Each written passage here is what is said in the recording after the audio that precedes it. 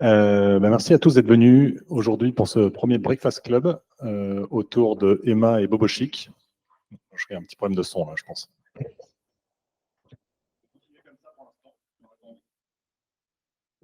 Là ce matin. 1, 2. Est-ce que celui-là fonctionne?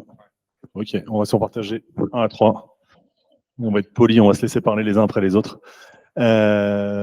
On est très content que vous soyez venus ce matin. On voulait discuter avec Emma et Bobo Chic de la stratégie que mettent en place des marques telles que les vôtres pour au moins 2024, mais aussi on va avoir un petit peu plus long terme, disons jusqu'à 2027, des différents leviers business que vous souhaitez actionner en 2024. Et évidemment, parce qu'on est chez Alma, on va parler un petit peu de BNPL. Je vais essayer de pas trop faire la retape quand même, parce que l'objectif, c'est que vous ayez la parole. Je vais peut-être me présenter en fait en 1 seconde, et après, je vais vous laisser le micro. Donc, moi, je suis Guillaume Desloges. Certains d'entre vous me connaissent déjà parce que j'ai été un des premiers sales chez Alma. En fait, je suis cofondateur et directeur des opérations. Et en 2019, quand on était 3-4, j'étais le premier sales. Et donc, j'ai closé Bobo Chic, ainsi que Camara, qui est par là-bas. Heureusement, depuis, on a des équipes compétentes pour permettre à la boîte de grossir plus vite qu'avant. Je te passe le micro, peut-être Sébastien, pour que tu puisses te présenter. Bonjour à tous, donc moi Sébastien, fondateur de Bobo Chic Paris. Donc pour faire un petit historique, donc moi j'étais le patron d'une partie de la marketplace rue-du-commerce.com. J'ai connu les débuts de la marketplace sur le web, avant même que Cdiscount lance la marketplace et que tous les gros sites e-commerce lancent la marketplace. Et donc j'ai fondé Bobo Chic en 2015 avec 6 000 € de capital social. Donc, on n'a toujours pas de banque externe, pas de fonds d'investissement, etc. On est en totale indépendance. Donc, parce que moi, j'aime beaucoup être libre et dire beaucoup de conneries. Donc, voilà, je suis pas très politique. Et aujourd'hui, cette année, on va finir à 60 millions d'euros de chiffre d'affaires. Voilà, répartis à la fois sur notre site internet et à la fois en B2B, puisqu'on a une grosse activité aussi en B2B partout en Europe. Il y a certains de mes clients qui sont dans la salle, d'ailleurs. Et donc voilà, on a une centaine de personnes aujourd'hui à travailler entre les bureaux de Paris, Toulouse et Poznań en Pologne, parce qu'on a aussi des bureaux en Pologne, parce on est une DNVB, hein, Digital Native Vertical Brand, hein, pour ceux qui connaissent, une première en France. Mais après maintenant il y a Emma qui est beaucoup plus gros que nous, voilà. Et donc on est une des premières DNVB. Et la spécificité d'un DNVB, c'est d'être très fort sur la partie fabrication des produits. On maîtrise la fabrication, on maîtrise nos produits, on maîtrise le design de nos produits et on maîtrise aussi la partie réseaux sociaux. On a plus d'1 200 000 followers aujourd'hui sur les réseaux, répartis sur TikTok et sur Instagram. On est la première marque de meubles en France sur TikTok. On est devant Ikea, devant tous les gros. Il n'y a pas plus gros que nous aujourd'hui sur TikTok. Instagram, on a un peu de retard, mais c'est plus difficile. Et donc voilà, donc très réseaux sociaux, très décalés, très lifestyle aussi. On a été les premiers à lancer du lifestyle aussi sur la partie meuble parce qu'on avait remarqué que ça n'existait pas. Voilà, tout le monde avait pris le marché du bien chez soi, du confort, etc. Mais nous, on a pris des choses décalées. Et les deux choses qui ont changé, voilà, je peux en raconter pendant 10 ans des trucs sur Bobo Chic. Les deux trucs majeurs qui ont changé la marque. Ça, c'est important pour ceux qui ont des marques. Il faut trouver des choses différenciantes, etc. C'est le fait qu'on a loué la Tour Eiffel. On est la première marque à avoir posé un canapé sur la Tour Eiffel. On a eu la chance de pouvoir faire une vidéo sur la Tour Eiffel. Donc ça a été des millions de vues sur les réseaux sociaux. Et Capital M6 aussi a changé la boîte aussi parce qu'on a fait 25 minutes sur Capital au mois d'avril. Donc la télé a encore beaucoup de puissance, contrairement à ce qu'on croit. Et on a battu un record de trafic. On a eu plus de 3 millions d'audimat. Capital n'avait pas vu ça depuis 5 ans parce que les Français ont aimé notre histoire, ont aimé qu'on était Français, Parisiens, qu'on avait personne du monde de la finance qui a investi sur nous. C'est pas très grave. Non, mais parce que nous, on a été hébergé à Station F. Ah ouais, une autre anecdote, on est la seule société aussi à avoir été virée de Station F aussi. Donc voilà, par Xavier Niel, etc. Parce qu'on n'est pas très politique, parce qu'on comprenait pas, parce que tous les mecs qui étaient là-bas, ils parlaient de VDD, d'investisseurs, etc. Alors que nous, on parlait de chiffre d'affaires. Voilà, donc on était les seuls à faire du chiffre d'affaires à Station F. Donc ça n'a pas trop plu. Donc voilà, parce qu'on se posait la question à la directrice générale, Roxane Varza, quelle société elle avait montée. Donc voilà. Et en fait, il s'avérait qu'à l'époque, malheureusement, il est décédé l'année dernière, que le mari de Roxane Varza, c'était Med.com. Il n'aimait pas qu'on soit là. Donc voilà. Et donc maintenant, on va essayer de devenir le nouveau Med.com parce qu'ils sont plus là. Voilà. Ok, bonjour à toutes et à tous. Très content d'être ici ce matin. Comme vous l'avez déjà remarqué, j'ai un petit accent, je suis brésilien. J'ai passé quand même un peu de temps en France avant, donc du coup, je suis vraiment content d'avoir été invité pour cette conférence et ces petits breakfasts. Du coup, je suis directeur France chez Emma Sleep. Et Emma Sleep, pour ceux qui ne connaissent pas, on est vraiment un spécialiste du sommeil. On est très axé sur la literie. On ne veut plus être reconnu uniquement comme Emma Matelas. C'est une société assez proche en fait des Bobo Chic dans le sens où on est vraiment très business oriented, très pragmatique, très performance. Et on n'a pas fait beaucoup de levées de fonds jusqu'à présent. On a levé 7 millions d'euros. On fait à peu près 1 milliard d'euros de chiffre d'affaires. On est réparti sur 5 bureaux, Lisbonne, Francfort, Mexique, Manille et Bucarest. On est à peu près 1 million, 1000 employés en ce moment. Et voilà, à peu près, pardon? En 5 ans, oui, en 5 ans. Non, on a fait, c'est une des histoires, en fait, surtout quand on voit les marchés concurrentiels. Par exemple, on a des concurrents aux États-Unis comme Casper qui ont levé 500 millions de dollars et qui font un chiffre d'affaires qui est moins de la moitié du chiffre d'affaires qu'on fait. On a des concurrents aussi qui ont disparu. C'est un marché très concurrentiel et pour nous, c'est vraiment très intéressant de percuter ces marchés et d'être surtout focalisé en fait sur la qualité de nos produits et d'être en fait ces spécialistes du sommeil. Et voilà. Et je suis aussi responsable du marché brésilien et Portugal. Merci beaucoup. Je vais tenter de réutiliser le micro. La première question que je voudrais vous poser, c'est aujourd'hui le contexte le contexte macroéconomique est, on va dire, morose, pour être poli. Il y a une inflation énorme, des ventes qui stagnent un peu. Les chiffres de Black Friday, quand on compare 2023 à 2022, en fait, il y a une augmentation de 5 à 7%. Quand on retire l'inflation, il n'y a plus d'augmentation du tout. Néanmoins, le e-commerce continue à croître assez vite. Et donc, une sorte de pas un paradoxe, mais à la fois un ralentissement global et une continuité d'accélération du e-commerce. Quelles sont les questions que vous vous êtes posées quand vous avez construit votre stratégie? Parce que j'imagine qu'elle est faite maintenant, là, on est bientôt en 2024. Et quelles sont les questions que vous vous êtes posées quand vous avez construit votre stratégie pour les prochaines années?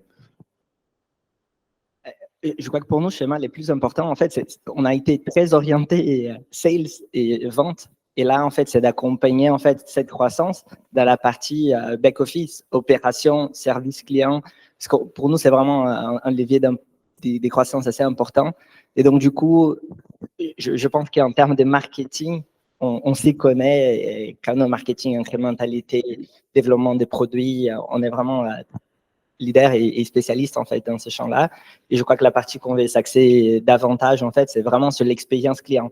Donc, pas seulement en fait que les parcours d'achat soient assez simples en fait, mais que les parcours aussi de la livraison, de la réception et au cas où en fait les clients veulent tourner les produits, c'est aussi simple. Donc, on veut vraiment être quand même et non seulement la référence, un produit pour la literie en qualité, mais aussi en expérience client. Je crois que c'est l'objectif principal et c'est l'enjeu d'Emma en fait. Pas uniquement Emma France, mais Emma d'autres pays aussi, dans les autres 30 pays où on est présent. Alors nous, pour notre part, on est en pleine discussion là-dessus, justement. Donc, pour préparer 2024. Donc là, nous, on se pose toujours la question, qu'est-ce qu'on n'a pas fait ces dernières années? Donc là, nous, on va attaquer beaucoup le physique. Voilà, parce qu'aujourd'hui, on a beaucoup de clients. Nous, Emma, vend beaucoup de matelas, nous, on vend beaucoup de canapés. Voilà. Et beaucoup de clients nous disent, bah ouais, c'est bien, on connaît Bobo Chic, etc., mais on peut pas. Nous, on a besoin essayer le produit. Voilà. Donc là, on est à fond sur le physique. Donc, on a lancé un premier magasin éphémère dans le Marais. Voilà, en plein cœur du Marais, qui fonctionne très très bien. On a des queues parfois de 3 heures devant la boutique, donc ça on est content. Donc on mise à fond sur les magasins éphémères. Donc là on ouvre à Lille aussi en janvier un magasin de 600 mètres carrés. Voilà, donc on s'est lancé le défi, enfin j'ai lancé le défi aux équipes de l'installer, parce qu'on a décidé ça le 10 décembre. Donc voilà, pour installer un magasin de 600 mètres carrés en moins d'un mois. On n'a pas de vendeur, on n'a pas de déco, on ne sait pas comment on va faire les travaux. Et je sais pas, on est le combien là? Le 13, voilà. Ouais, on ouvre le 5 janvier. Donc voilà. Donc on va lancer un magasin éphémère de 600 mètres carrés en moins d'un mois sur la grande place. Donc voilà, donc ça c'est notre prochain défi, faire vite des magasins physiques sans, par contre, là on travaille aussi sur un magasin fixe sur Paris de 400 mètres carrés, mais on fera pas un réseau de magasins comme certains de mes confrères l'annoncent où ils disent voilà, je vais faire 15, 20, 30 magasins dans les prochaines années. Ça, j'y crois pas du tout. Donc, moi, je crois plutôt à l'éphémère parce que, voilà, vous avez beaucoup de monde en novembre. Enfin, nous, dans notre métier, c'est le match se trouve entre septembre et février. Et entre février et août, vous faites quoi avec vos vendeurs? Voilà, ça amène beaucoup de coûts fixes, etc. Donc, moi, je crois beaucoup à l'émergence de l'éphémère. Ça, c'est le premier point. Deuxième point, bon, après, il y a tous les services clients, etc. Mais bon, ça, je pense que tout le monde le sait, voilà, d'améliorer l'expérience client. Et ça, c'est un point d'honneur, parce que surtout que avec les avis clients et notamment Trustpilot, que certains vous connaissez, qui sont assez chiants, parce qu'ils n'ont pas de modérateur, donc tous vos concurrents peuvent mettre des avis négatifs. J'ai déjà fait, donc voilà. Donc, pas pour Emma, non. Emma, c'est pas un concurrent. Emma, c'est pas ça. Donc Emma, c'est plutôt un confrère. On va peut-être faire même une collab. Alors, il y a un autre point important aussi. Moi, je crois beaucoup dans les années à venir au collab des marques. Ça, c'est très important. Donc là, on est en train de travailler beaucoup sur des collabs de marques, voilà, sur des univers qui ont parfois rien à voir. Hein. C'est-à-dire que c'est pas forcément un univers de meubles, mais des collabs. Voilà, les Américains sont très forts pour le faire. Voilà, Travis Scott avec PlayStation, Nike, j'en parle même pas. Il fait des collabs avec tout et n'importe qui, et ça marche très très bien. Je crois beaucoup à l'édition limitée, etc. Bon, ça, après, on peut débattre pendant 10 ans. Et après, le dernier point pour nous, c'est l'international, parce que nous, on n'a pas du tout développé encore l'international, contrairement à Emma. Donc, on est en train de beaucoup travailler aussi sur la partie internationale. Mais d'abord, on s'est dit, on veut être très fort en France avant de pouvoir attaquer l'international, parce que c'est des gros investissements. Voilà. Et après, juste pour ajouter un peu sur la stratégie d'Emma, en fait, on est vraiment très connu pour Emma Matelas. Et on veut vraiment être connu comme Emma Oreiller, Couette, Emma Lee. Donc, on veut être vraiment présent dans toute la literie. Et on veut que quand les gens pensent literie, ils pensent automatiquement chez Emma. Et après, aussi, en fait, on va être présent là où les clients sont. Donc, pas uniquement en e-commerce. Et pour cela, en fait, on a une stratégie assez forte, en fait, des Emma Store. On a déjà ouvert 3 unités, des aux Pays-Bas, en Allemagne. On a déjà des plans pour une vingtaine d'autres, en fait, qui ont été déjà signés et qu'on doit implanter dans 5 autres pays. Et nous avons des plans spécifiques pour la France aussi. On va avoir, en fait, des masters. Dans des projets, en fait, on est très discipliné côté budgétaire, en fait, pour savoir, en fait, comment les faire. Donc, on va faire des petits formats. On va être vraiment très axé produit. Mais on sent que c'est important pour notre client d'avoir en fait l'expérience, de pouvoir aussi aller en magasin et tester leurs produits, même en fait, si un des avantages de la marque, en fait, c'est vraiment qu'on puisse livrer et que les retours soient gratuits directement. Voilà. Ok, donc si je résume en 2 mots, en 2024, il y a de l'omnicanalité, il y a de l'expérience utilisateur. Qu'est-ce que le fait d'être à la base des e-commerçants vous apporte comme avantage versus des commerçants traditionnellement du monde physique? Et à l'inverse, quelles sont les faiblesses que vous avez aujourd'hui versus ces commerçants déjà implantés physiquement et lesquels il faudra se battre? Oui, je crois que l'avantage principal que nous avons, en fait, finalement, c'est la quantité de données que nous avons en fait sur les parcours clients et le fait en fait qu'on peut mesurer à peu près tout dans la journée, soit comment les canaux marketing marchent. En fait, donc par exemple, on a commencé Twitch récemment, donc on peut savoir en fait comment ce genre de canal marche, alors que c'est plus difficile en fait pour nos concurrents, les gens qui sont uniquement dans les physiques. Et donc, avoir ces points des données. Et après aussi, vu en fait que tout est intégré dans la partie informatique, même si on a ces genres des difficultés, surtout en ces moments, et puisqu'en fait, on a fait plein d'implémentations, on a eu une croissance vraiment plus importante qu'on s'attendait, surtout cette année et en France. Et du coup, en fait, c'est de mettre à jour en fait tous ces systèmes informatiques, mais aussi sur une nouvelle base en fait. Donc, on ne veut pas rattraper on va être au-delà en fait des expectatives et être meilleur en fait que nos concurrents et que les autres acteurs du marché en fait sur ces côtés-là. Bah, pour moi, la différence, je pense que déjà, on sait gérer du trafic. C'est-à-dire que nous, comme on génère beaucoup de trafic sur le site, je pense Emma, c'est pareil, on arrive à le rerouter en physique. Chose que les commerçants classiques n'arrivent pas forcément à faire parce que souvent, ils s'intéressent pas du tout à leur site internet et au web. On va dire, c'est une petite cave chez eux. Je passe des gros distributeurs. Donc déjà, nous, on sait rerouter du trafic. Ça, c'est le premier point. Et un deuxième point, moi, que j'ai remarqué en étant souvent vendeur en magasin, parce que j'adore vendre. Et j'adore aller le week-end. Ma passion, c'est d'aller vendre le week-end des canapés. Donc voilà. Donc comment? Voilà, chacun ses trucs. Je me fais chier, donc je vais vendre des canapés. Donc, donc souvent le week-end en magasin, dans le Marais. Et la différence qu'on a, c'est que nous, on met moins la pression. C'est-à-dire quand le client rentre en magasin, tout de suite, le vendeur veut vendre son produit, etc. Voilà, donc il va forcer forcément la vente parfois, donc il va perdre la vente, que nous, on va pas du tout forcer, c'est-à-dire que nous, on va être plutôt dans l'accompagnement du client et on va dire, bah, achetez tranquillement chez vous. Et ça, cette phrase-là fait toute la différence. Voilà, le client se sent moins pressurisé, etc., par rapport à des retailers physiques classiques. Voilà.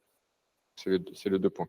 Après, eux, ils sont plus forts que nous. Alors après, les désavantages, c'est que ils ont d'expérience, donc ils sont plus forts que nous en merchandising, plus forts que nous en formation de vendeurs, plus forts que nous en technique caisse. Mettre une caisse en place dans un magasin, je vous le dis, c'est très compliqué. Enfin, pour certains, voilà, c'est une galère de ouf. Donc voilà, ils sont plus matures que nous. Voilà. Mais nous, on est beaucoup plus agile et on va beaucoup plus vite. Et nous, c'est pas notre cœur de métier, donc on a moins de pression là-dessus. Et après, un point important pour nous, en fait, par exemple, avec les masters qu'on a implantés aux Pays-Bas, c'est qu'on va vraiment, là, la conversion en magasin, mais aussi on a les halo effects. En fait, c'est les clients, en fait, qui vont après en ligne. Et on peut les traquer, en fait, parce qu'avec la carte des visites, en fait, qu'on donne, en fait, il y a normalement un coupon code que la personne peut utiliser. Et on voit que ça représente à peu près 40% des ventes en magasin. C'est des clients qui vont en magasin et après achètent en ligne. Et pas forcément les mêmes produits qui sont disponibles en magasin, mais les produits qui sont en ligne. Donc, c'est très intéressant pour nous de comprendre, en fait, comment est le comportement des clients et comment, en fait, on peut boucler tout et offrir, en fait, les meilleurs parcours, en fait, pour chacun d'entre eux. Okay, donc, toute une continuité de l'expérience utilisateur, enfin, l'expérience client qui est en ligne ou en magasin, c'est la même expérience. Okay, très clair. Ce petit point sur la technicité d'ouvrir une caisse en physique me fait poser une question un peu. Bon, je vais un peu ramener la discussion vers Alma, évidemment. Est-ce que tous vos prestataires en ligne peuvent vous suivre en physique? Est-ce qu'il y a des gros changements? Typiquement, peut-être que la livraison, c'est complètement différent, le paiement, c'est complètement différent, etc. Ou est-ce que les prestataires historiques que vous avez peuvent vous accompagner sur en fait, le nouveau champ que vous ouvrez? C'est une réponse très simple, c'est que nous, de toute façon, quand ils sont dans le physique, ils achètent directement sur notre site. En fait, donc tous nos prestataires historiques dans notre panier, on les retrouve dans le magasin. Donc, ça, il y a un suivi total. Ouais.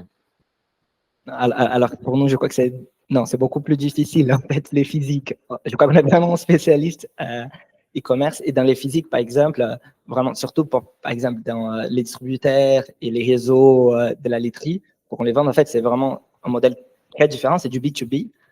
On s'est orienté jusqu'à présent plus au B2C, donc c'est pas du tout la même gestion des partenaires dans le sens où les contraintes que nous avons pour agir en B2B sont beaucoup plus importantes. Alors qu'en B2C, c'est une relation une à une, un à un. Donc, du coup, c'est plus facile pour nous, la gestion dans ce sens-là.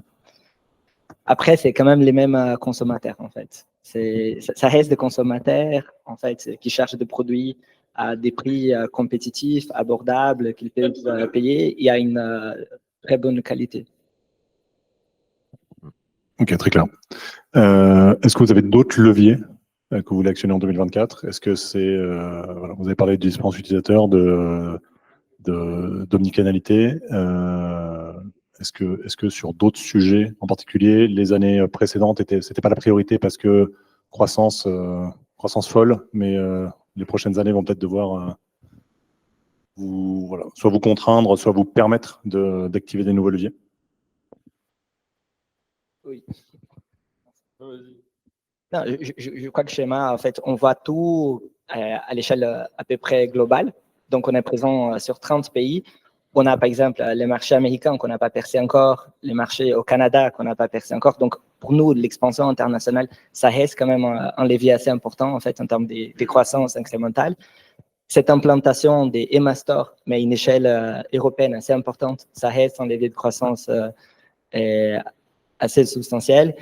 Et après, même si on est un acteur assez dominant dans la partie matelas, on ne l'est pas en oreiller, en couette, en linge de lit. Le linge de lit, par exemple, c'est une catégorie plus importante que les lits eux-mêmes, en fait. Et c'est vraiment quelque chose, en fait, qu'on veut développer et voir, en fait, après, comment on fait toute la chaîne de distribution et la supply chain, justement pour pouvoir, en fait, servir les clients avec de la bonne qualité, et avec des dates de livraison correctes et une expérience client incroyable. Nous, au niveau des leviers encore supplémentaires, on sait toujours aller plus loin dans la recherche des produits. On travaille beaucoup sur les produits. On veut travailler sur de l'édition limitée. On veut monter en gamme aussi sur certains produits, proposer des trucs.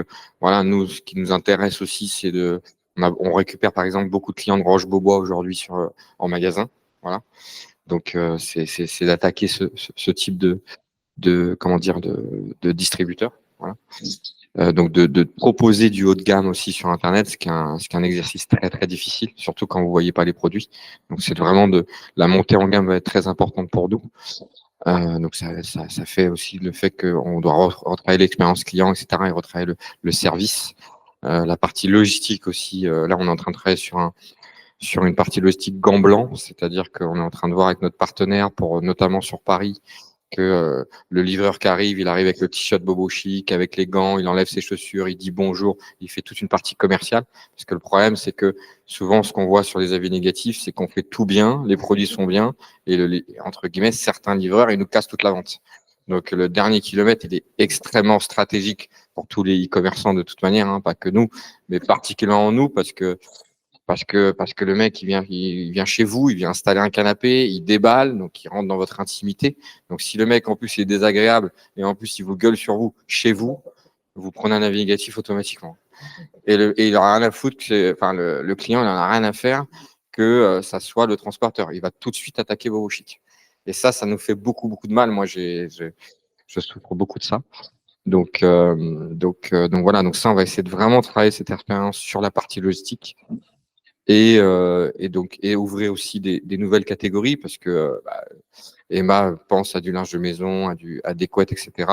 Nous, on est plein de catégories. Nous, on veut être un multispécialiste du meuble. Hein, on veut pas vendre que du canapé.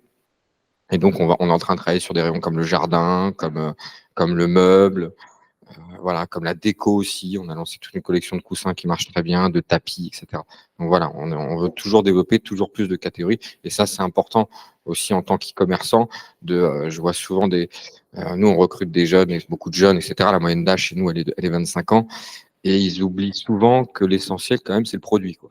Si vous n'avez pas le bon produit, vous pouvez faire tout le marketing que vous voulez, tout ce que vous voulez, tous les magasins que vous voulez, mais il faut avoir le bon produit. Donc nous, on travaille énormément là-dessus et on va dire, c'est un stress permanent pour nous chaque année.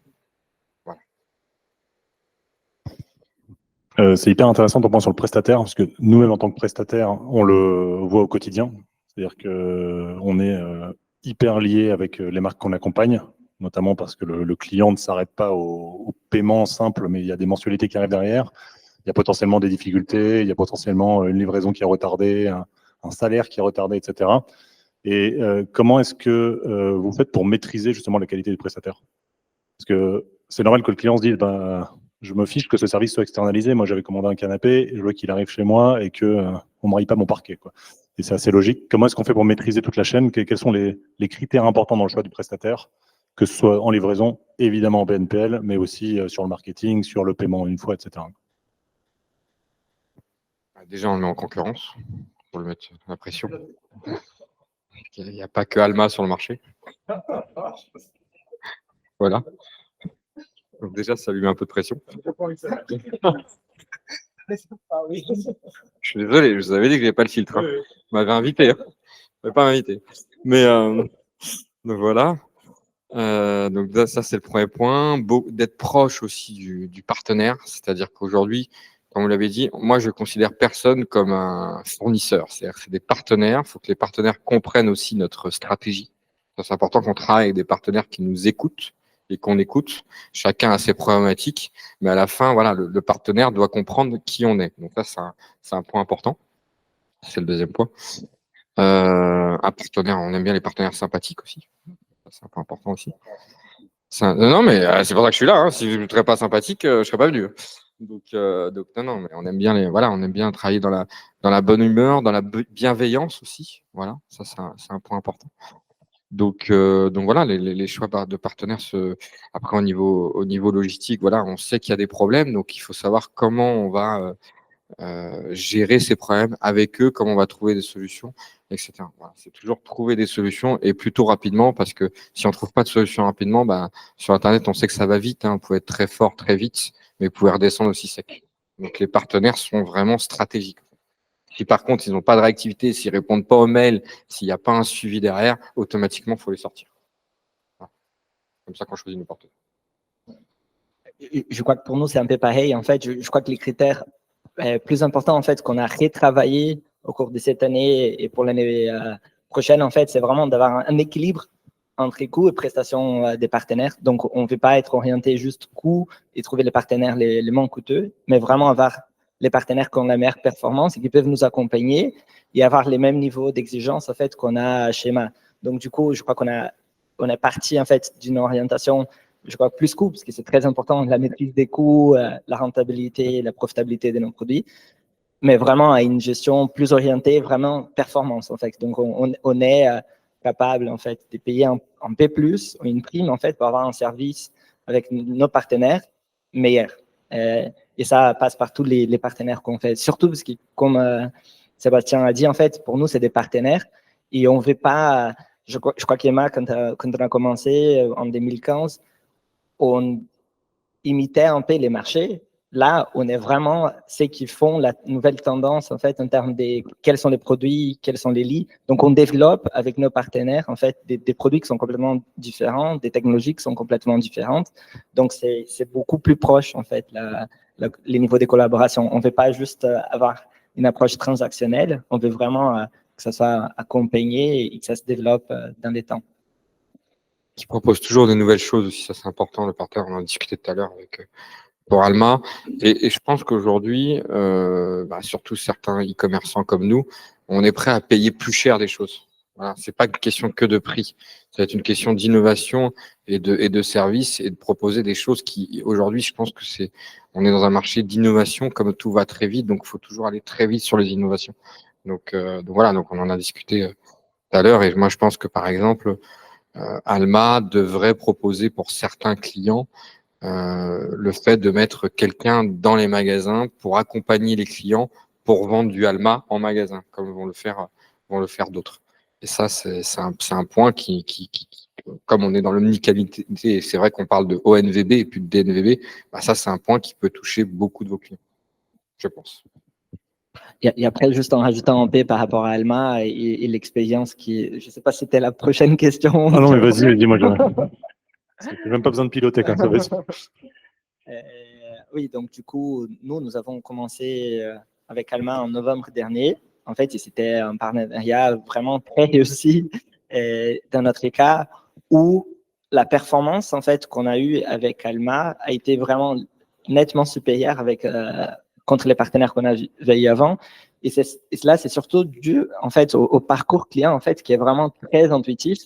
Avant, en fait, on avait plein d'appels dans notre service client, des clients qui ne parvenaient pas à conclure leurs achats parce que la plateforme du partenaire ne marchait pas, alors que depuis qu'on a Alma, ça n'a jamais répété. Et après aussi, on a co-développé avec Alma une approche, je dirais, pas plus agressive, mais plus convaincante, en fait, pour faire du Buy Now, Pay Later. C'est qui nous a fait monter la conversion en général. Il nous a ramené vraiment beaucoup d'incrémentalité. Et quelque chose aussi que j'apprécie beaucoup, surtout avec Cécile, qui est notre account manager, c'est que des fois, je l'écris en WhatsApp, on a besoin de tels changements et tout, et on a un jour les contrats, les lendemains, on fait l'implémentation sur les sites. C'est très rapide, en fait. C'est vraiment très, très efficace, parce que nous, on est très réactifs. on Pas a pour quand tous les même clients. J'ai demandé plein de trucs, j'ai jamais eu. Ah, d'accord. Donc, Il faut- Peut-être que je me permets de rajouter un truc sur le parcours client. En fait, pour nous, il ne s'arrête pas du tout au moment du paiement. Et donc, effectivement, on travaille énormément pour améliorer l'expérience utilisateur tout le long du parcours, pour améliorer notre taux d'acceptation, pour améliorer la conversion du consommateur. Néanmoins, pour nous, c'est que la première étape. Et derrière, il y a une deuxième étape qui est au moins aussi importante, parce que la première, c'est une étape qui va être un vrai levier d'acquisition pour vous. Et la deuxième étape, c'est un levier de fidélisation. Et en fait, c'est qu'est-ce qui se passe après le premier paiement, une fois que le canapé ou le matelas a été livré et que le consommateur doit encore payer des mensualités. Et Alma, même si le consommateur reste votre client et qu'il n'est aucunement notre client à nous, et que derrière, on ne fait rien avec ça, il y a une relation qui se crée forcément, et notamment quand il y a des imprévus, que ce soit côté marchand ou côté consommateur. Et cette étape derrière, il ne faut absolument pas la négliger, parce que si ça se passe mal avec le prestataire, et donc avec l'acteur du paiement plusieurs fois, parce que je ne sais quoi, une carte bancaire qu'on ne peut pas changer, un frais caché qui apparaît, ce genre de choses, en fait, c'est avec vous que ça s'est mal passé. Et ça ricoche sur vous, quoi. Parce que finalement, la personne qui a envoyé le consommateur dans les bras de l'acteur qui a fini par gratter 5 euros de pénalité, ou qui n'a pas répondu aux emails, ou qui était ouvert que de 10h à 17h, ben, en fait, c'est vous. Donc, c'est un point sur lequel on travaille énormément, parce que si on n'est pas bon là-dessus, on abîme la marque de nos commerçants, quoi, qui sont nos clients. Oui, d'ailleurs, un aspect intéressant, on ne l'explique pas, mais en fait, les taux de fidélisation avec les clients d'Alma, elle est double, en fait, que les taux de fidélisation que nous avons. J'ai une super explication, moi, si tu veux. Oui, non, mais c'est vraiment, je crois que c'est témoignage, en fait, de la qualité du service d'Alma, mais aussi, en fait, de l'importance du Buy Now, Pay Later. En fait, les gens, en fait, achètent de plus en plus avec Buy Now, Pay Later. Je crois que chez nous, en fait, on a monté d'à peu près 10% en janvier des volumes des chiffres d'affaires à 30%, en arrivant même à des pics des 45% sur des promos et spéciaux en Black Friday. Et donc, du coup, c'est vraiment très, très important. Mais c'est vrai que la fidélisation, elle est beaucoup plus importante, en fait, avec Alma que sans Alma, en fait, pour moi. C'est les doubles. Alors, non, en fait, c'est le terme anglais qui est souvent, c'est une exagération, c'est-à-dire que le Buy Now, Pay Later, c'est censé être je paye maintenant, j'achète maintenant, je reçois maintenant, mais je ne paye que plus tard. Ce que nous, on propose, c'est du paiement en plusieurs fois. La traduction anglaise n'est pas parfaite, mais c'est comme ça que c'est connu. Pas les Pay Later, c'est un autre produit qu'on négocie d'ailleurs avec Cécile. On est très intéressé de l'implémenter. On en fait un tout petit peu, mais c'est un produit beaucoup plus compliqué, quoi. Moi, je ne l'ai pas eu, en fait. Bon, on va discuter après. On est ravis de discuter avec tout ça, parce qu'on est assez innovant, et donc, nous, ça nous va très bien. Peut-être, Sébastien, puisque tu nous parles de mise en concurrence, d'appel d'offres, etc., au-delà du tarif, de l'innovation, c'est quoi les points clés pour toi dans le cadre d'un appel d'offres ou d'une mise en concurrence d'acteurs du paiement plusieurs fois? Tu dois avoir le truc en tête, puisque ça a l'air d'être en cours. Ouais. Donc, déjà, nous, à la base, moi, j'ai connu chez ruducommerce.com déjà le 3-4 fois. On a été les premiers Rue du Commerce à lancer en 2010 le paiement en plusieurs fois, sauf qu'on l'a lancé nous-mêmes, ce qui a planté en partie la boîte. Voilà, c'est un métier. Donc parce qu'il n'y avait personne à l'époque pour le faire. Il n'y avait pas Alma, il n'y avait pas Klarna et tout ça. Donc voilà, donc ça, j'ai connu ça. C'était assez incroyable d'ailleurs, parce que ça avait développé le chiffre d'affaires de ouf. Mais 30% des clients ne payaient pas la deuxième mensualité. Donc ce qui fait que ça faisait un gros trou dans la raquette. Donc voilà. Donc à l'époque, les fondateurs de Rue du Commerce et Pixmania, d'ailleurs, ils étaient assez fous. Donc voilà. Donc la question, c'était comment on choisit le prestataire de. C'est la technique, très important. C'est le premier critère. Nous, on est du e-commerce, donc on a besoin d'une implémentation très simple. Voilà. J'ai choisi Alma parce que on est un des premiers clients. J'avais pas le choix. Si, il y en avait d'autres. Il y en avait. Non, mais j'avais le choix. Et puis Alma, on va rendre à César ce qui est à César. Vous êtes très fort techniquement. Vous êtes pour moi les plus forts. Et je suis pas là pour. Vous me connaissez maintenant. Voilà, pour, pour dire que j'ai pas été payé pour dire des choses bien, mais en tout cas, techniquement, je pense que vous êtes les meilleurs, vous êtes les plus simples et vous arrivez à vous adapter à toute technologie parce qu'il y a du Shopify, du PrestaShop, il y a des solutions maison aussi, sur certains gros acteurs et vous arrivez vite à vous adapter. Donc, la technique est très, très bonne. Ça, c'est un point important. Donc, ça, c'était une des premières priorités pour nous. Voilà. Deuxième priorité pour nous, bien entendu, le prix.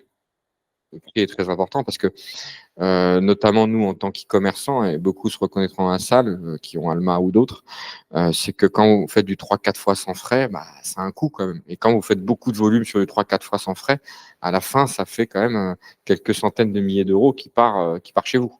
Donc, et comme notamment, je vais le dire à showroom privé, venteprivé.com qui sont dans la salle, on n'a pas des marges exceptionnelles. Donc, chaque euro compte pour les e-commerçants parce que historiquement, les e-commerçants, c'est pas ceux qui gagnent le plus d'argent. Donc, le prestataire, il doit prendre ça en compte et tous nos prestataires doivent prendre ça en compte. C'est que dans l'e-commerce, on n'a pas des marges extensibles. Voilà. Donc, on doit faire attention à chaque euro qui sort. Voilà, pour rester en place dans l'e-commerce parce que ça va très vite dans un sens comme dans l'autre. Donc, le prix est extrêmement important. Et notamment là, on a dû pratiquement arrêter parce en fait, le 2-3 fois fonctionne extrêmement bien. Et le 10 fois aussi, mais 10 fois sans frais fonctionne extrêmement bien aussi, notamment pour les gros paniers.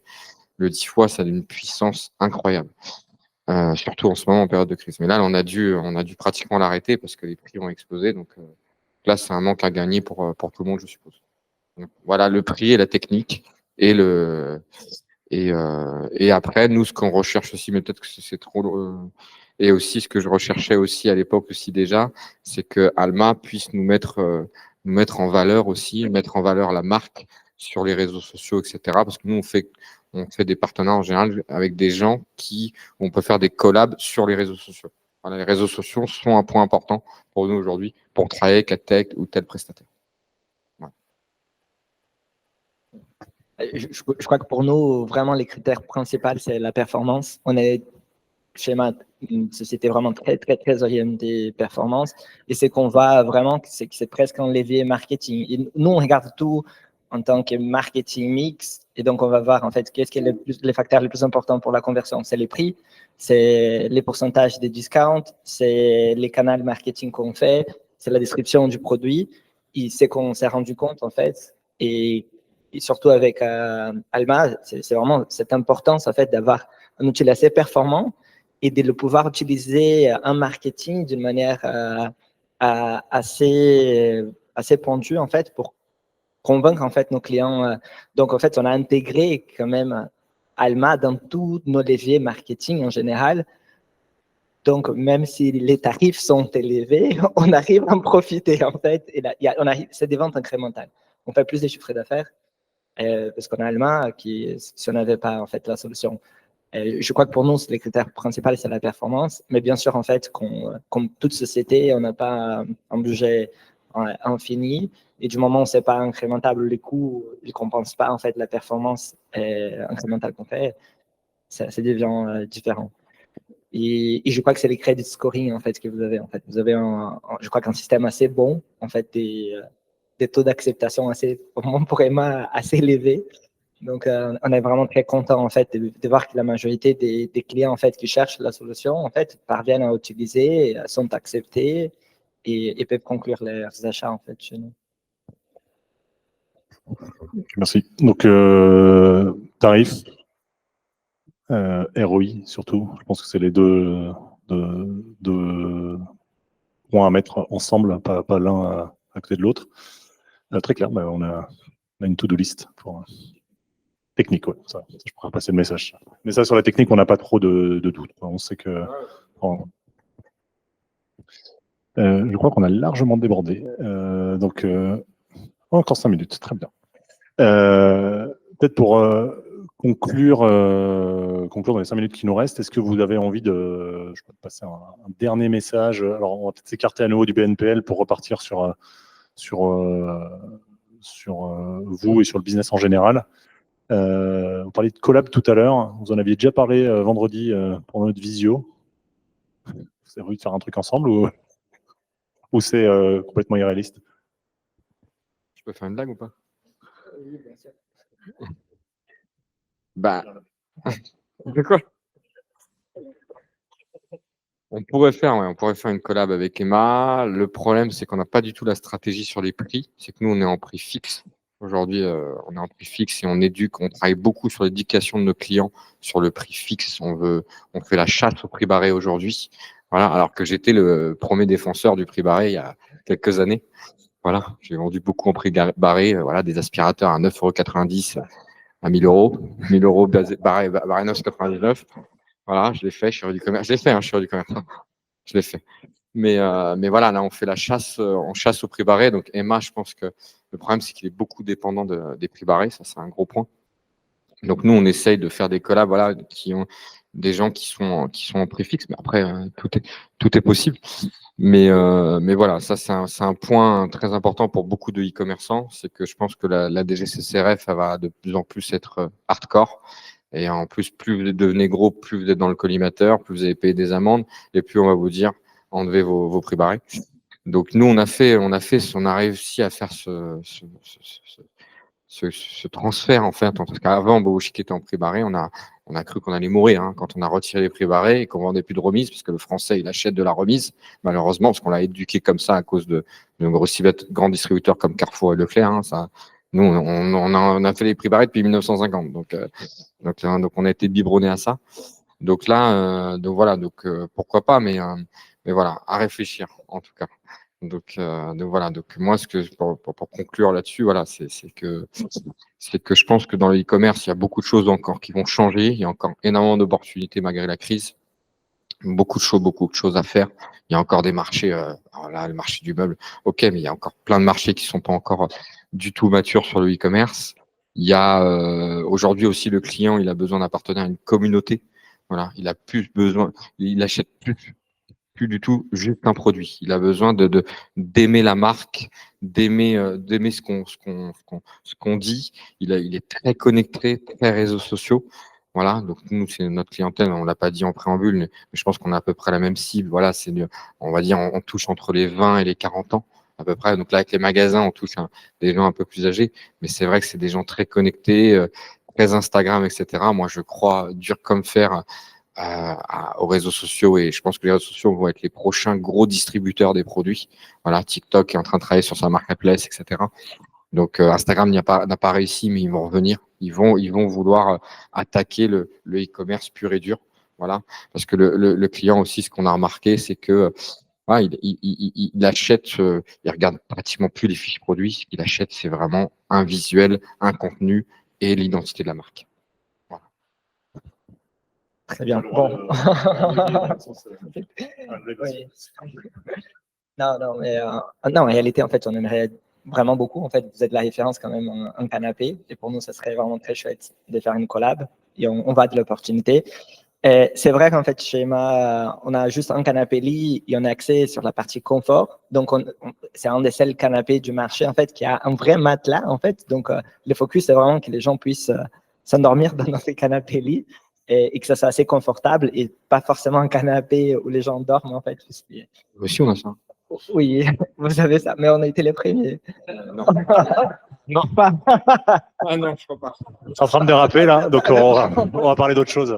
Ouais, mais après, ouais, et après, en fait, par rapport au prix barré et aux dépendances aux promotions, c'est vraiment, mais c'est une drogue des consommateurs, en fait. C'est un truc, on essaye de plus en plus de travailler, d'avoir une dépendance moindre, en fait, sur les promotions, mais ils sont vraiment très addicts et je crois que les plus intéressants, c'est que ça serait dans l'avenir, en fait, que toute l'industrie soit encadrée en même temps pour qu'on soit en égalité avec tous les concurrents. Parce que si, en fait, du moment où on ne fait pas des promotions, par exemple, et d'ailleurs, en fait, on fait des promotions, en fait, sur des produits différents à chaque période, c'est pas les mêmes produits, on a un catalogue, en fait, assez important, en fait, des promotions, des produits.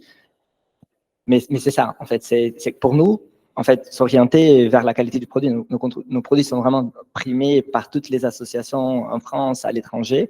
Et ce qu'on aimerait mettre plus en valeur, c'est vraiment les produits, la qualité en soi-même, plus que les prix barrés et la promotion qui est associée. Mais c'est vrai que les Français sont un peu addict aux prix barrés, aux promotions. Et je suis curieux en fait de savoir en fait comment vous avez fait et si vous avez senti en fait une baisse des chiffres d'affaires ou comment ça s'est passé en fait. Depuis qu'on a enlevé les prix barrés, on n'a jamais fait autant de chiffre d'affaires. Donc ça a fait l'inverse de ce qu'on pensait. Nous, on croyait qu'on allait mourir parce qu'on avait plus de moins 40, moins 50, etc. Donc en fait, on a fait un gros travail d'éducation. Voilà. Et ça a été aussi, j'expliquais ça tout à l'heure aussi, ça a été grâce à l'émission Capital sur M6, puisqu'on est passé 25 minutes sur Capital. Et en fait, c'était sur la Foire de Paris. Et nous, en fait, on était les seuls à la Foire de Paris à pratiquement pas faire de remise. Donc ça a éduqué en fait d'un coup toute la France. Donc ils se sont dit tous, parce qu'il y a eu quand même 3 millions d'audimat, on a battu un record de trafic, c'est-à-dire que Capital M6 n'avait jamais vu ça en 5 ans. D'ailleurs, ils voulaient nous remettre dimanche, mais heureusement qu'ils nous ont pas mis, parce qu'ils ont tué toutes les sociétés qui sont passées. Donc heureusement, ils nous ont coupé au montage, ils sont venus filmer, ils nous ont coupé au montage, qu'en fait, le problème, c'est que là, c'était justement sur la pratique des prix en magasin et notamment sur l'e-commerce. Et donc, nous, ils n'ont rien trouvé chez nous, donc c'était un peu, on va dire, ennuyant pour eux. Donc, ils nous ont coupé. Voilà, on a été coupé. Donc, on voit un petit peu au générique, mais c'est tout. Ce qui est dommage, parce que j'aime bien être à la télé. Mais voilà, mais c'est vrai que ça va passer. Et ça, tu l'as dit très bien tout à l'heure, c'est qu'il faudrait qu'on se fasse une réunion générale de tous les gros e-commerçants ou toutes les DNVB et dire, voilà, d'un coup, on arrête tous d'un coup. Et si on arrive à faire ça, ça va éduquer naturellement. Bon, ça va être plus difficile pour les ventes privées, mais on va éduquer naturellement le consommateur, parce qu'à un moment donné, là, sinon, les nouvelles générations, de toute façon, ils regardent beaucoup moins de prix barrés aussi. Toutes les nouvelles générations, ils ont compris qu'en fait, j'ai 35% de marge sur Bobo Chic, comment je peux faire un moins 50? C'est illogique au possible, en fait. Et ça, je le dis très bien en magasin. J'ai OK, madame. Je dis, ouais, mais chez l'autre, j'ai vu moins 50, chez Paul Tronet, chez machin, etc. J'ai OK, il n'y a pas de problème, je vous le mets à 3000, je vous le baisse à 1005, c'est bon, vous avez moins 50. Voilà, c'est aussi simple que ça. Vous êtes contente? OK, bon, on peut passer à la caisse. Donc voilà, donc il y a un gros travail d'éducation, mais si vous le faites, etc. Quand vous êtes assez gros et que vous vendez un matelas sur 3 sur Internet, donc c'est quand même pas mal. Donc si tout le monde le fait, je pense qu'on va pouvoir supprimer cette partie-là et mieux dormir et moins avoir d'amende et moins de DCRF sur le dos. Voilà. Bon, ça fera le mot de la fin. Ça donne des idées aussi côté BNPL, parce qu'on a des concurrents qui aussi ont des prix plus bas que les nôtres, mais qui se rattrapent sur d'autres trucs derrière, les abonnements, les frais de retard, toutes les pénalités machin, qui font leur business là-dessus. Je suis pas sûr qu'ils soient prêts à se mettre autour de la table avec nous pour discuter de ça, mais bon, c'est comme ça. Sébastien Caillot, merci beaucoup d'avoir répondu aux questions, d'avoir présenté Bobo Chic et Emma, d'avoir ouvert un peu le capot. On peut continuer à discuter de façon un peu plus informelle. Il reste du café et des viennoiseries, et s'il vous plaît, ne nous laissez pas toutes ces piles de viennoiseries parce qu'on va les manger. Et si vous avez peut-être, je ne sais pas si Julie, vraiment on a largement débordé, on a le temps pour les questions. Bah écoutez, avec plaisir. Ce que je vous propose, c'est que vous disiez qui vous êtes quand vous posez la question.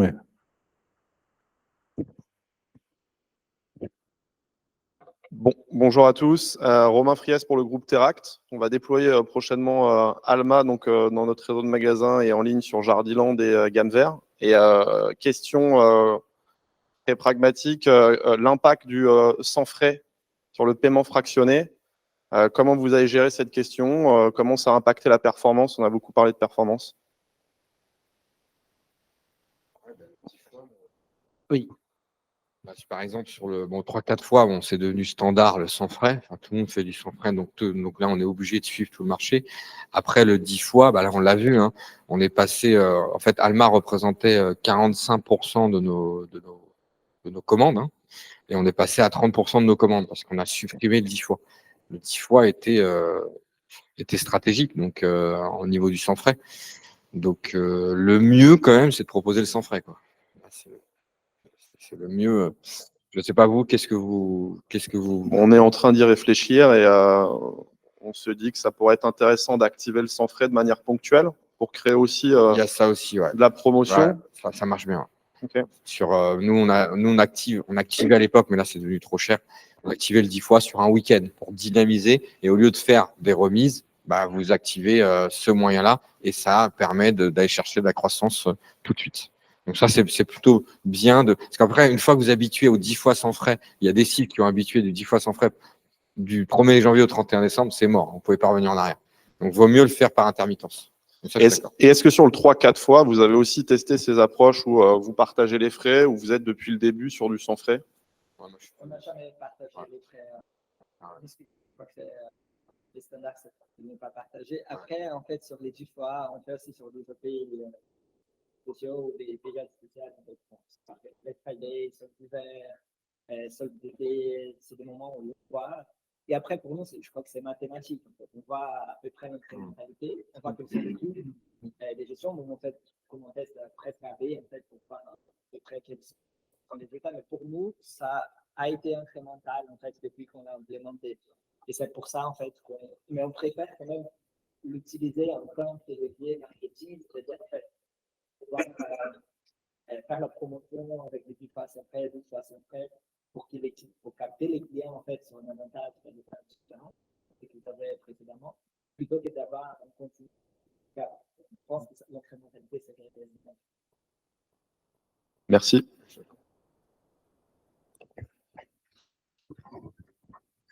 Bonjour, Jean-Vincent Evano. Je travaille en tant que directeur partagé pour différents types de marques et j'implémente Alma comme solution chez mes commerçants.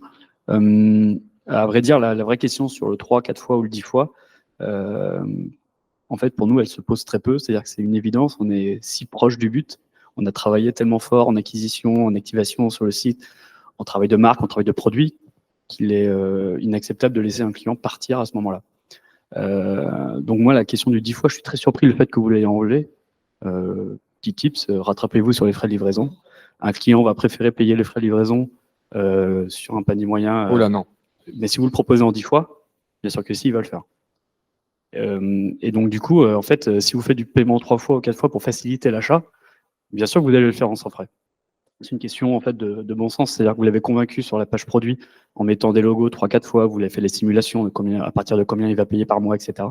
Si vous arrivez à l'étape où il va devoir sortir sa carte bleue et lui dire il y a des frais supplémentaires ou des frais il ne va pas comprendre, des TAEG à 15%, 17%, des termes que personne, enfin en vrai, il faut être banquier pour comprendre.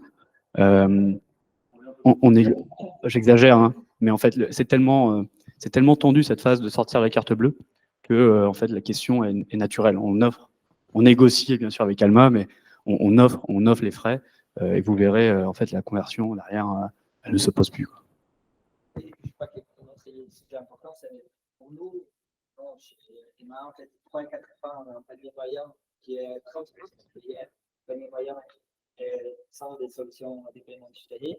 Dans les 10 fois, par exemple, 45, 50% des paniers moyens, c'est important en fait. Donc, du coup, ça compense largement. On voit en fait que les clients peuvent acheter des gros paniers, ils ont besoin en fait de ce genre d'outils en ce moment. Pour nous, Ah oui, non, mais après, je suis tout à fait d'accord avec vous. Hein. Mais à un moment donné, dans ma marge, il n'y a pas de place pour tout le monde. C'est-à-dire qu'on le sait tous en tant qu'e-commerçant, entrepreneur, etc. Quand vous gagnez 35% de marge, dans les 35% de marge, vous devez rentrer tout. Donc à un moment donné, il faut faire des choix. Moi, je dois payer les salariés, Google, le SAV. Donc, au bout d'un moment, il faut faire au côté direction, on doit trancher. Quoi. Donc, parce que sinon, après, on passe sur la zone rouge. Donc voilà, mais je suis d'accord avec vous. Un 10 fois, ça augmente le panier. Ça... De quoi? Ah bah, 10 fois, c'est ultra puissant. 10 fois, c'est ultra puissant. Hein. 10 fois sans frais, c'est un vrai levier marketing. Voilà. Donc ouais, il faut le mettre en place. Si vous avez la marge nécessaire, alors nous, on est des marchands de meubles, donc on n'a pas. Voilà. Ah bah oui. Ah oui, nous, les chiffres, ils font ça hein, quand on fait 10 fois sans frais le week-end. Depuis des mois. Voilà. Il faut baisser vos prix sur le 10 fois. Il y a les taux d'intérêt de la BCE qui traînent au milieu de tout ça. Mais... Oui, j'espère. Bonjour, Lucie de Gaïa, une marque de vélo électrique. J'avais une petite question pour revenir sur l'omnicanalité, notamment Caillot, j'ai retenu que vous aviez dit que 30% des personnes étaient passées en magasin. Comment vous le monitorez? Comment vous savez que ces personnes sont passées en magasin? Oui, en fait, là, c'est un échantillon assez petit. C'est des magasins que nous avons aux Pays-Bas. Mais finalement, quand les clients partent sans un achat, en fait, on lui donne une carte de visite avec les noms du conseiller client en fait qu'il a eu en fait un magasin. Et normalement, il a un code promo. Et donc, quand la personne rentre en fait ses codes promo pour un achat en ligne, en fait, on peut traquer la quantité et on sait combien des clients en fait ont passé par les magasins, quel est le panier moyen, et donc du coup c'est comme ça qu'on monitor en fait. Mais pour nous c'était assez étonnant, on s'attendait pas à ce que l'effet soit aussi important, surtout qu'on travaille avec des produits un peu différents, un magasin et en ligne, justement pour avoir un peu plus de différenciation et pas de cannibalisation entre les deux canaux. Et ça nous a étonné en fait. Mais c'est 30-40% en fait d'incrémentalité sur les ventes magasins qui sont faites en ligne avec ces codes promo. Et normalement sur des paniers plus importants.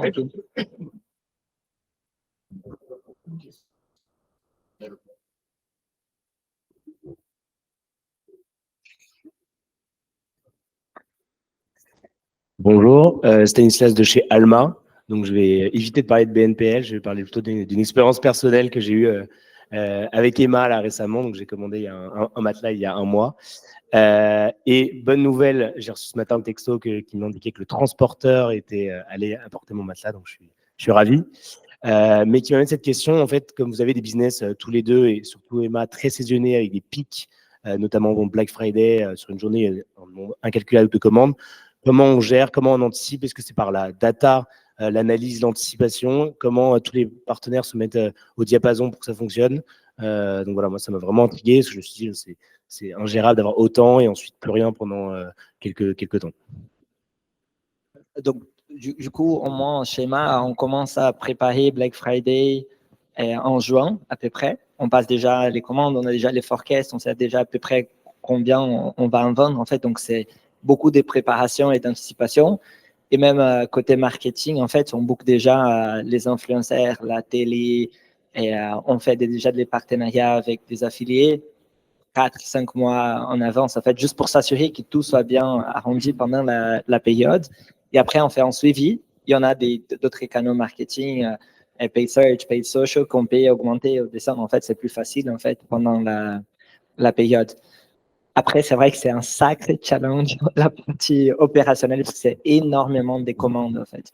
Ce qu'on a essayé de faire, c'est d'anticiper la Black Friday et commencer début novembre, par exemple, avec les mêmes prix et les mêmes promotions du début à la fin, en fait, pour que les gens anticipent et que ça soit plus simple à gérer. Mais ça reste quand même une date assez emblématique. Et il a toujours un pic assez important les jours même de la Black Friday. Alors qu'en fait, les promos dans la plupart des commerçants sont à peu près les mêmes pendant toute la période. Mais je dirais qu'une partie importante des consommateurs attendent en fait de voir jusqu'à la Black Friday en fait quels seront les deals en fait. Mais très content en fait de savoir en fait qu'il a déjà acheté des transporteurs. Très bien.